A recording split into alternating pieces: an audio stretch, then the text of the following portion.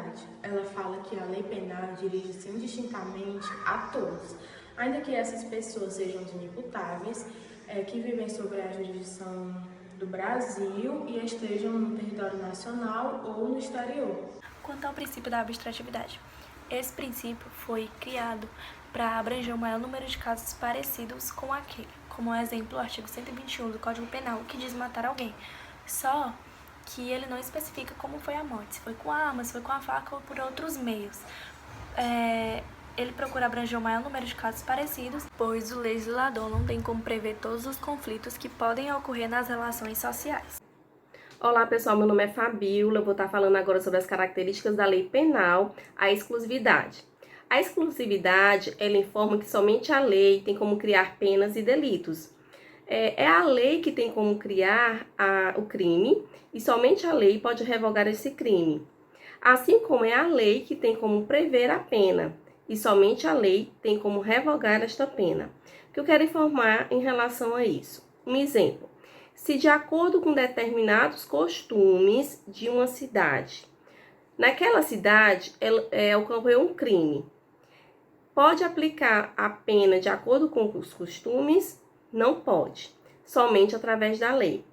Então, podemos linkar o princípio da legalidade com a exclusividade. O princípio da legalidade, ele informa que não há crime sem lei anterior que o defina, assim como não há pena sem prévia cominação legal. Então, somente para deixar claro, é necessário que a lei crie os delitos e as penas. Caso tenha ficado alguma dúvida, a gente vai deixar o nosso e-mail e no final da aula vocês podem perguntar para a gente. Entende-se por imperatividade da norma a obrigação do cumprimento da norma, independente da vontade de seu destinatário. Quanto à imperatividade, se classificam em imperativas absolutas, subdivididas em afirmativas e negativas. Imperativas relativas, que subdivide-se em permissivas, supletivas e impositivas por interpretação jurídica ou jurisprudencial. Em primeiro lugar, temos que dizer o que significa analogia. Analogia é a análise por semelhança, é aplicar alguma hipótese não prevista em lei relativa ou ao caso semelhante. A analogia é utilizada apenas para beneficiar o réu. Esse é um princípio básico da lei penal. A lei penal deve ser clara a respeito do que ela decide punir.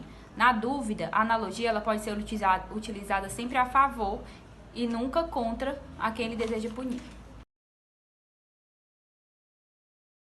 As normas penais incriminadoras definem as infrações penais proibindo a prática de condutas ou impondo a prática de condutas, sob a ameaça expressa e específica de uma pena. As normas incriminadoras compõem-se de dois preceitos, um preceito primário e um preceito secundário. O preceito primário é aquele encarregado de descrever detalhadamente a conduta que se procura proibir ou impor. O preceito secundário é aquele que é encarregado de individualizar a pena. E aí galera, vou falar para vocês um pouco sobre a norma penal não incriminadora. A lei penal não incriminadora ela pode ser permissiva, explicativa, complementar, ou pode ser uma lei de extensão ou integração. A norma penal permissiva ela pode ser justificante ou exculpante. Ela permite que você cometa fatos típicos sem estar cometendo crime. Por isso que é uma norma penal permissiva. Ela vai ser justificante quando ela tirar a ilicitude. Exemplo, artigo 121 da CP. Matar alguém é um fato ilícito, mas deixará de ser ilícito quando acobertado pela norma penal. Exemplo do artigo 25 da CP. Quando você pratica em legítima defesa, você estará cometendo um fato lícito. Já a norma penal será exculpante quando ela extinguir a punibilidade, que é o exemplo do artigo 28, parágrafo 1º. Se você pratica um crime totalmente embriagado, causado por um caso fortuito ou força maior, ou seja, alguém te obrigou a beber e você praticou um fato dito como um crime. Dentro dessa situação, você estará cobertado pelo artigo 28, inciso 1º. Agora vamos falar sobre a norma penal não incriminadora explicativa. Vamos olhar primeiro o artigo 312 da CP. Ela fala sobre um crime que é praticado por um funcionário público, mas você não sabe o que é um funcionário público para fins penais. Então vem o artigo 327 e explica. Ajuda você a interpretar o que é um funcionário público para o direito penal. Agora vamos falar sobre a lei penal não incriminadora complementar. que é a lei penal, que tem como objetivo delimitar a aplicação da lei. Ou seja, ela irá mostrar para você onde é aplicada, em que situação é aplicada a norma penal brasileira. Exemplo, artigo 5º da CP, que fala que será aplicado dentro do território nacional a lei penal brasileira. Agora vamos falar sobre a lei de extensão ou integrativa, para finalizar. A lei penal de extensão ou integrativa é uma lei que é utilizada para viabilizar a tipificação de condutas, que sem essa integração elas seriam atípicas. Ou, em outras palavras, ela é utilizada para tornar típica algumas ações que o direito penal tem o interesse de reprimir, que é o exemplo do artigo 14 da inciso 2º da CP, a tentativa. Imagine se não tivesse relevância para o direito penal a tentativa. Estaremos ferrados, né? A interpretação autêntica, ela se divide em duas, que é a contextual e a posterior. A contextual é quando ela é editada conjuntamente com a norma penal que a conceitua. Exemplo disso nós temos quando ela está na forma de art. 327 CP, que faz referência ao artigo 327 do Código Penal. E ela também acaba por ser posterior, que é quando a lei distinta e posterior acaba por conceituar a interpretação do objeto de estudo. E ela é bastante vista, essa parte da questão da posterior, no estudo das normas penais em branco. Bom, gente, agora a gente vai adentrar na parte de interpretações quanto ao sujeito. A primeira interpretação é a interpretação autêntica. A interpretação autêntica, ou legislativa, é aquela que tem como referência a própria lei.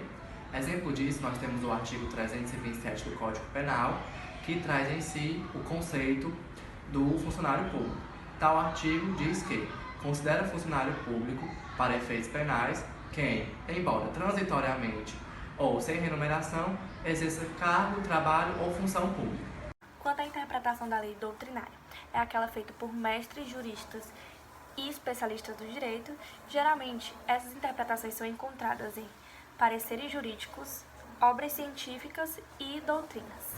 A interpretação jurisprudencial é aquela em que é o significado dado às leis pelo próprio tribunal, ou seja, ela tem como os principais intérpretes os próprios juízes e o tribunal.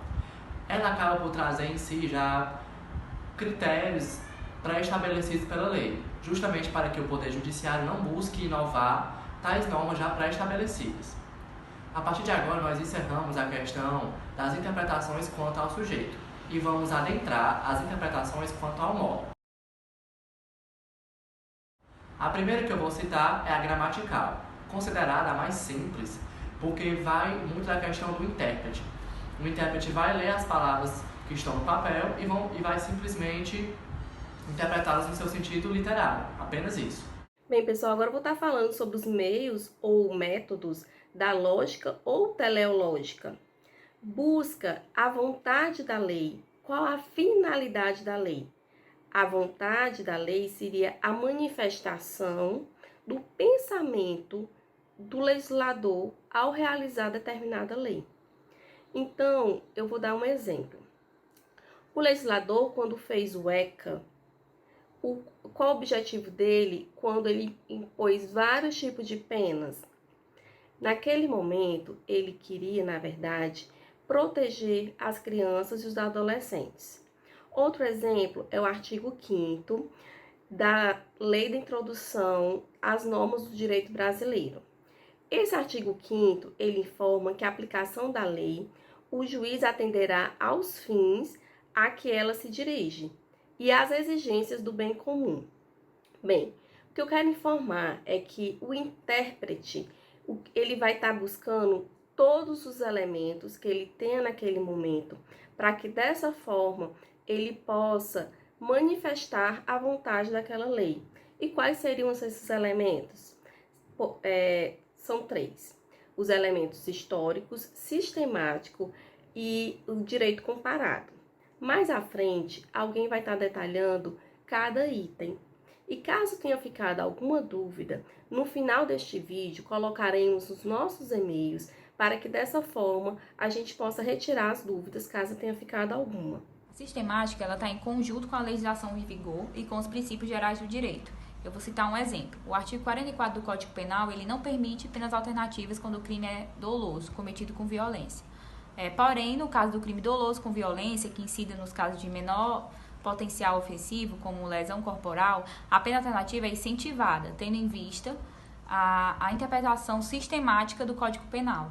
O intérprete, ele analisa todo o ordenamento jurídico para buscar uma solução que resolva o conflito, inclusive buscando conceitos em outros ramos do direito. A interpretação progressiva, ou também chamada de interpretação adaptativa, ou ainda também de interpretação evolutiva, é aquela que busca moldar a lei com a realidade atual. Ela evita algumas reformas legislativas e também se define a acompanhar as constantes mudanças que ocorrem no meio da sociedade. É como o exemplo do ato obsceno, diferente atualmente do que ele era há algumas décadas atrás. E aí, galera, vou falar para vocês sobre a interpretação da lei quanto ao resultado, que é dividida em 3 partes: a descritiva, restritiva e extensiva. Vou falar sobre a descritiva, que ela é um método de interpretação que ocorre quando a letra da lei corresponde exatamente com a intenção do legislador. É exatamente o que o legislador quis dizer. Não há adicionamento de nada, nem interpretação diferente. Exemplo, homicídio. Se você decidiu matar alguém. Se a lei fala isso, é exatamente isso que ela quis dizer.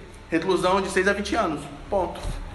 A interpretação restritiva é aquela que consiste na diminuição do alcance da lei, concluindo que a sua vontade, apresentada de forma ampla, não pode ser atribuída à sua letra todo o sentido que em tese deveria ter. Em outras palavras, pode-se dizer que é quando a lei fala mais do que deveria, porém há uma necessidade maior de restringir o seu campo de alcance. Na interpretação extensiva, amplia-se um termo previsto na lei ou no dispositivo. Por exemplo, no artigo 157, parágrafo 2º, inciso 1º do Código Penal, trata-se do crime de roubo. Nesse exemplo, a pena aumenta de 1/3 à metade quando há emprego de arma. A interpretação extensiva, nesse caso, é a ampliação do termo arma, que não vai ser considerado apenas uma pistola ou uma faca, mas um gilete ou um pedaço de madeira.